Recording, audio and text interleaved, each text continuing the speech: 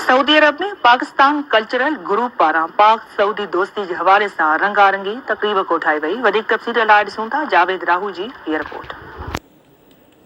Saudi अरब की राजधानी Riyadh में पाकिस्तानी सफारतखाने में पाकिस्तान कल्चरल ग्रुप पारा कोठायल तकरीब में पाकिस्तानी सफीर retired lieutenant general Bilal Akbar सफारती अमलदारन सऊदी की अहम शख्सियतन समेत औरतन वॾी अंग में शिरकत कई। तकरीब में मकामी फनकारन सऊदी और पाकिस्तान जा क़ौमी तराना ॻाए ॿिन्ही मुल्कनि जी बेमिसाल लाॻापन के उजागर कयो। जॾहिं त नौजवाननि अरबी ऐं पाकिस्तानी गीतनि ते झूमिरियूं